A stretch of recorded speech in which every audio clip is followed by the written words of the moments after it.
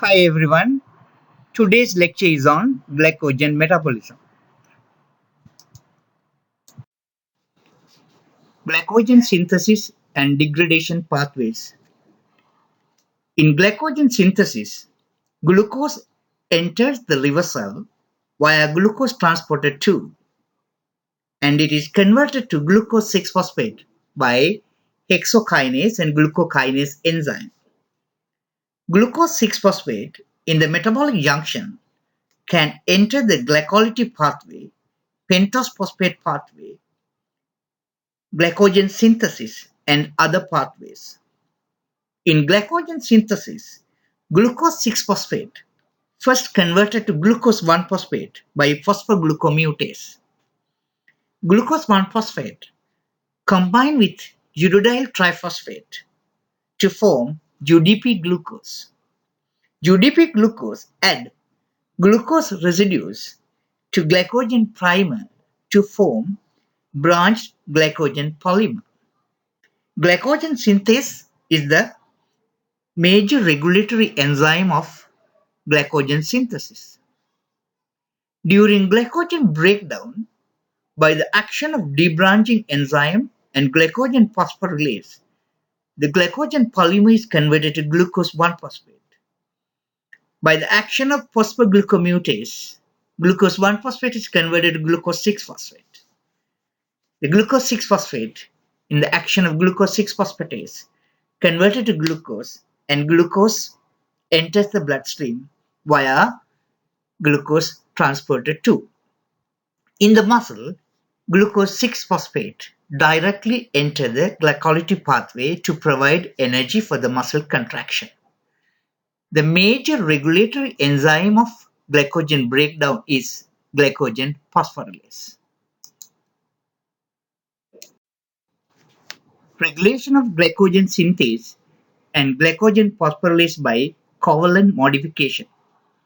Glycogen synthase exists in two forms: glycogen synthase A, the fully active dephosphorylated form; glycogen synthase B, the less active or inactive phosphorylated form.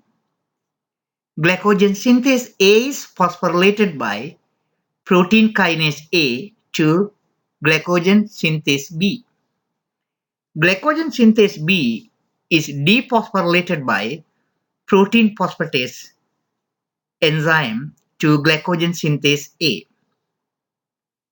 Glycogen synthase B, the less active form, is allosterically activated by glucose 6-phosphate. Glycogen phosphorylase also exists in two forms: glycogen phosphorylase B, the inactive dephosphorylated form; glycogen phosphorylase A, the active phosphorylated form. Glycogen phosphorylase B phosphorylated by protein kinase A to glycogen phosphorylase A. Glycogen phosphorylase A dephosphorylated by protein phosphatase to glycogen phosphorylase B, the less active form. In muscle, AMP allosterically activate glycogen phosphorylase B, the less active form. Glucose 6-phosphate inhibit glycogen phosphorylase B in muscle. In liver, glucose inhibit the active form of glycogen phosphorylase, which is glycogen phosphorylase A.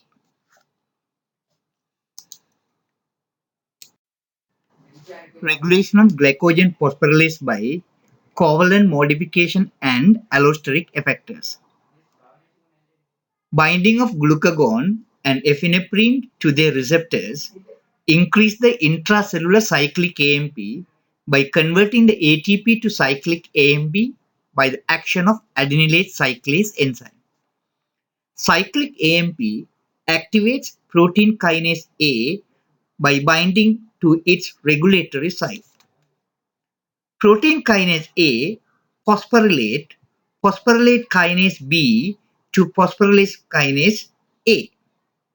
Phosphorylase kinase A is the active form which phosphorylate glycogen phosphorylase B the less active form to active form glycogen phosphorylase A.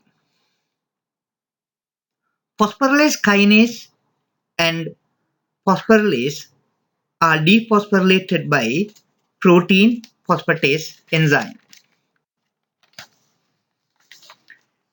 Cyclic AMP inhibits protein phosphatase enzyme. Insulin activates protein phosphatase. Calcium ions allosterically activate both inactive and active forms of phosphorylase kinase. AMP activate phosphorylase B, the inactive form. Glucose and ATP inhibit phosphorylase A, the active form.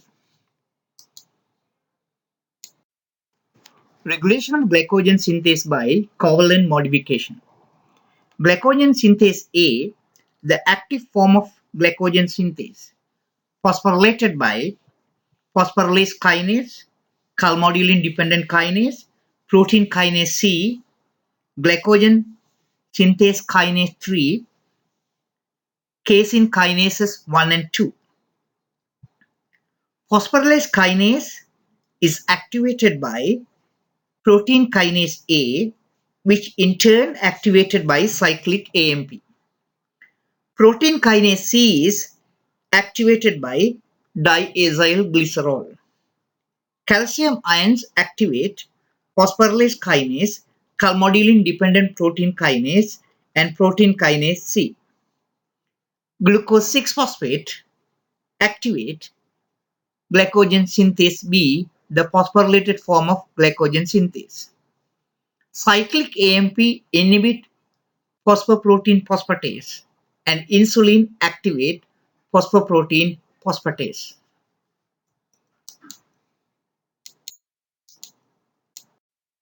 Hi everyone, today's lecture is on glycogen metabolism.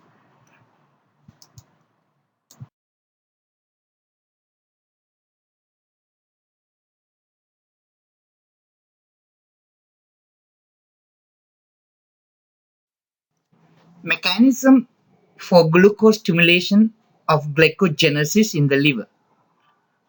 Binding of glucose to a specific site on phosphorylase changes its conformation so that it is a better substrate for the phosphatase, resulting in conversion of phosphorylase A to phosphorylase B, the inactive form, which decreases the rate of glycogenolysis. The protein phosphatase, which activates glycogen synthase, is inhibited by phosphorylase A, which is the result of direct interaction between the two proteins.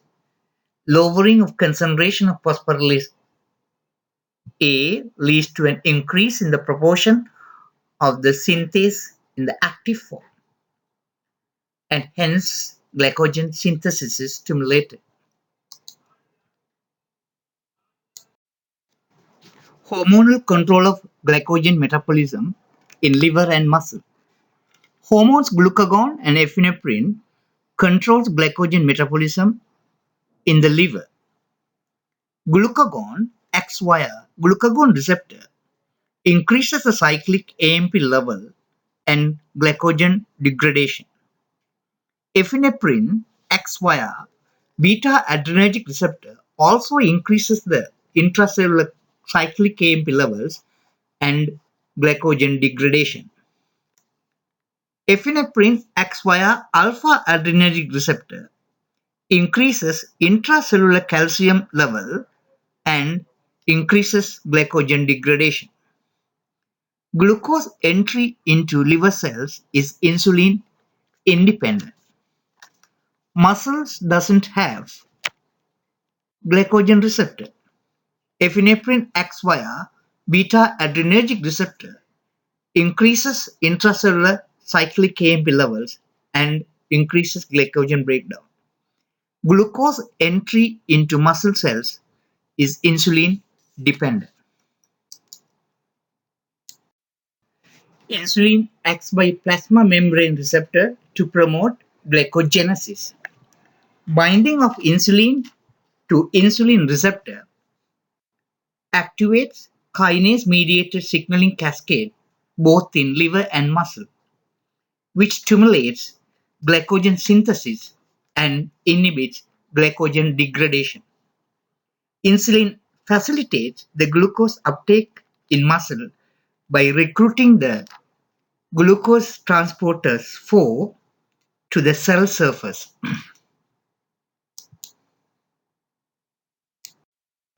Stimulation of glycogenolysis in liver by glucagon and epinephrine. Binding of glucagon to glucagon receptor and epinephrine to beta-adrenergic receptor activates the enzyme adenylate cyclase via G protein. Activated adenylate cyclase converts ATP to cyclic AMP and increases the intracellular cyclic AMP level. Cyclic AMP activates protein kinase A, which in turn phosphorylate the enzymes of glycogen metabolism. Glycogen breakdown stimulated and glycogen synthesis inhibited. Stimulation of glycogenolysis in liver by alpha agonist. Binding of epinephrine to alpha adrenergic receptor activates enzyme phospholipase C. Phospholipase C converts phosphoinositol bisphosphate to inositol triphosphate and diacylglycerol. Inositol triphosphate binds to inositol triphosphate receptor in the ER and releases calcium ions. Increased intracellular calcium ions stimulates glycogen degradation and inhibits glycogen synthesis. Diacylglycerol also stimulates glycogen degradation by activating protein kinase C. Glycogenolysis in muscle by epinephrine. Binding of epinephrine to the beta-adrenergic receptor activate adenylate cyclase enzyme via G protein. Activated adenylate cyclase converts ATP to cyclic AMP and increases the intracellular cyclic AMP level. Increased intracellular cyclic AMP levels activate protein kinase A. Protein kinase A phosphorylate the glycogen metabolism enzymes and glycogen breakdown stimulated and glycogen synthesis inhibited. Muscle produces glucose 6-phosphate as the end product of glycogen breakdown. This glucose 6-phosphate directly enters the glycolytic pathway and produces pyruvate. Pyruvate, depending on the availability of oxygen, either it can be converted to lactate or it can enter the TCA cycle to produce more ATP. Hormonal control of glycogen metabolism in liver and muscle. Hormones glucagon and epinephrine controls glycogen metabolism in the liver. Glucagon acts via glucagon receptor, increases the cyclic AMP level and glycogen degradation. Epinephrine acts via beta-adrenergic receptor, also increases the intracellular cyclic AMP levels and glycogen degradation. Epinephrine acts via alpha-adrenergic receptor, increases intracellular calcium level, glycogen storage diseases. The deficiency of enzymes catalyzing the glycogen degradation pathway results in glycogen storage diseases. The disease types are shown as Roman numerals inside circles next to the leptin enzyme. L designates Lafora disease. The enzyme deficiency shown in red together account for about 90% of all cases. Some of the more rare diseases are shown in orange, types O, 1, 6, and 9 affect only the liver. Type 5 affects only the muscle.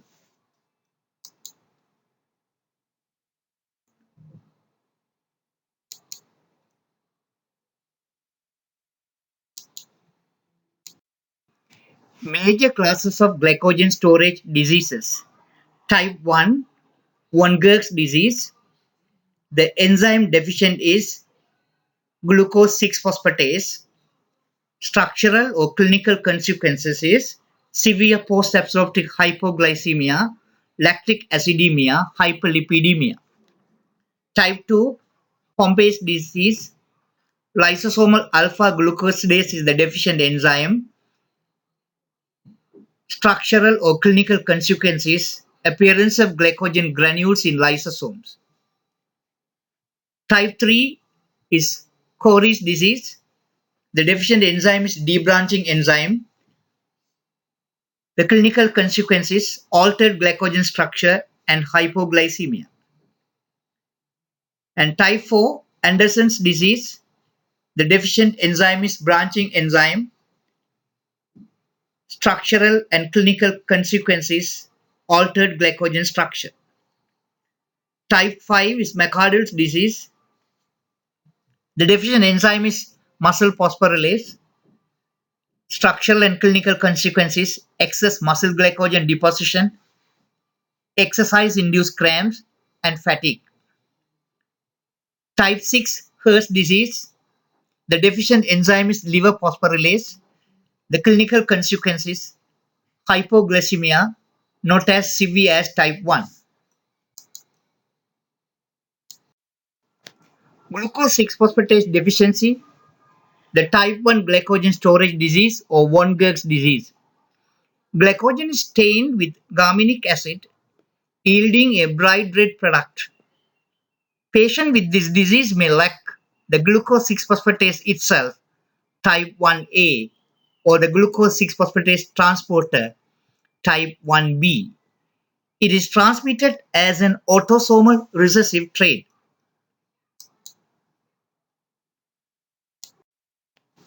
Glucose 6 phosphatase deficiency manifests as fasting hypoglycemia, lactic acidemia, hyperlipidemia, and hyperuricemia with gouty arthritis.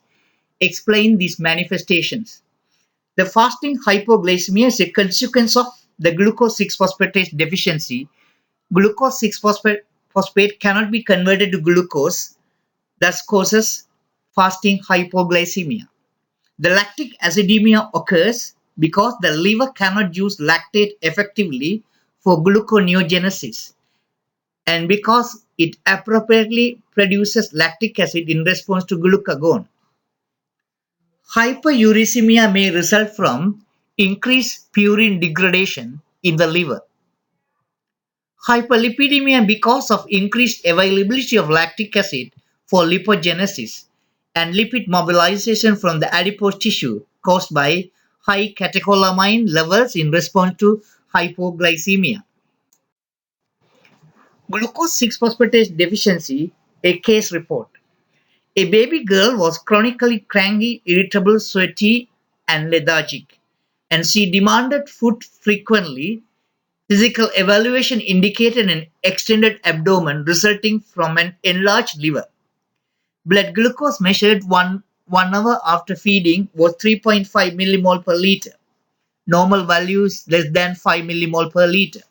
After 4 hours, when the child was exhibiting irritability and sweating, her heart rate was increased, pulse equals 110, and blood glucose had declined to 2 millimole per liter. These symptoms were corrected by feeding. A liver biopsy showed massive deposition of glycogen particles in the liver cytosol. Comment. The child cannot mobilize glycogen because of the severity of the hypoglycemia. The most likely mutation in hepatic glucose 6 phosphatase, which is required for glucose production by both glycogenolysis and gluconeogenesis. Treatment involved frequent feeding with slowly digested carbohydrate and nasogastric drip feeding during the night.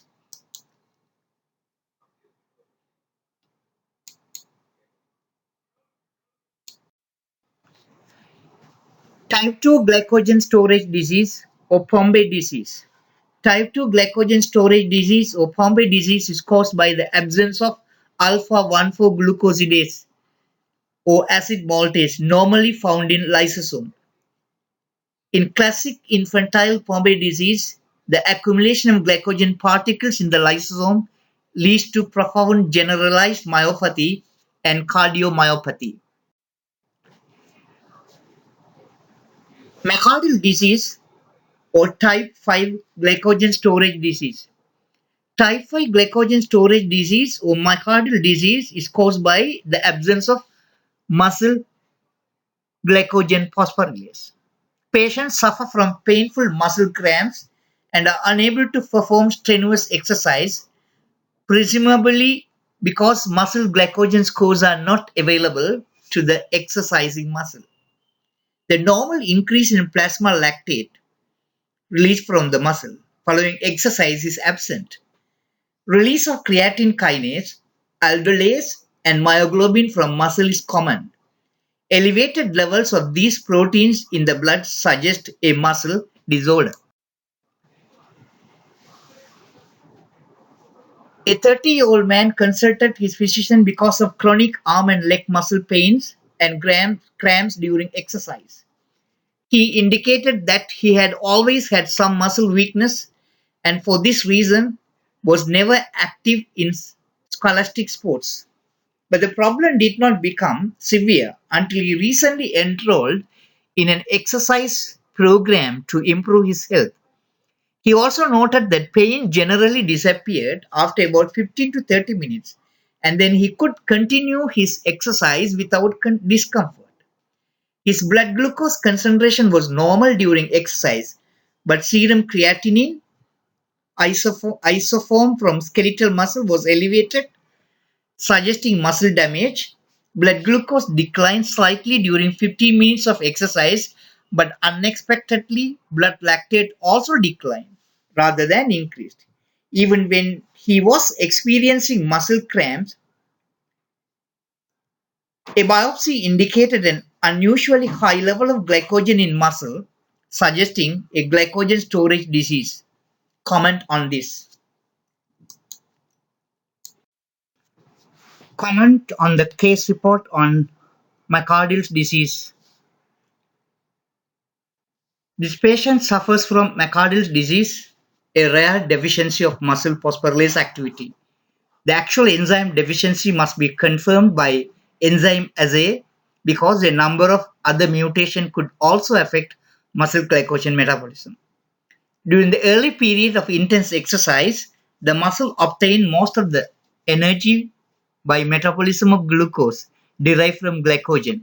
During cramps, which normally occur during oxygen deficit, most of the pyruvate produced by glycolysis is excreted into the blood as lactate, leading to an increase in blood lactate concentration. In this case, however, the patient had cramps but did not excrete lactate, suggesting a failure to mobilize muscle glycogen to produce glucose.